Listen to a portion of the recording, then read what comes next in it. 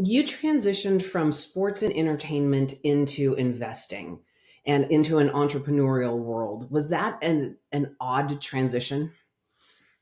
It was definitely an odd transition because you go from the politics of trying to convince 2,000 people how we're going to turn the battleship to the politics of some of the most strong personalities who are brilliant at what they do. That again, their baby might be a little bit uglier than they think, and it's still something we can love. But we got to shift it this way.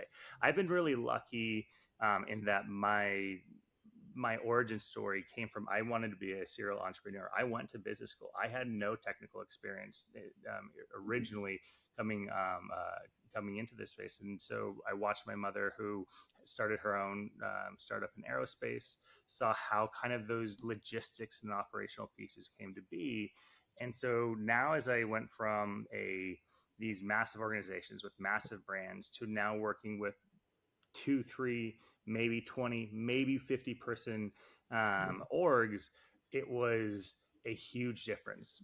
It was a huge difference in both scope and the ability to make change. But what Mm. I love about it is you can truly transform a company, an entire company, so quickly in comparison to a 2,000 person company. Yeah.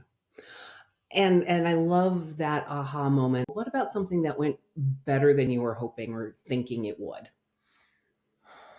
Um, from VC, I think there's been one or two, many fewer than the failures, but there's been one or two of these. Um, uh, I happen to feel like I have no real add value to the founder. They already have their own technical co-founder, and they just need somebody to kind of like talk to. They don't have that jam session, as I say, the yes Yep. and jam session, where you talk with somebody and you kind of just keep yes anding it. And in one night, one of the organizations that we're still under NDA right now, but healthcare app that was really struggling with. They had amazing ARR. They were really struggling with just barely getting enough runway to get to that next round.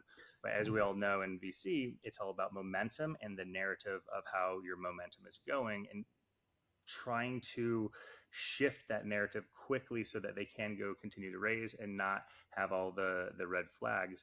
And one night I happened to have two of my angel investors, they're out to drinks in Hollywood, say, hey, what are you up to? I had them come by. The next day, one of my other health tech startups who had just got 10 million in funding, they just closed their round funding.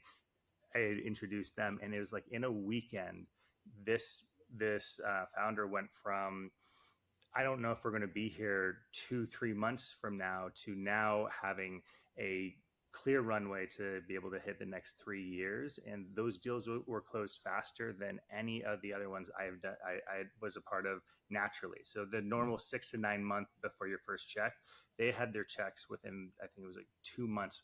They closed all three. And then for that to be said, I wasn't a part of the deal. I just happened to be somebody who made the connections of those around, like valuing that Yeah. network.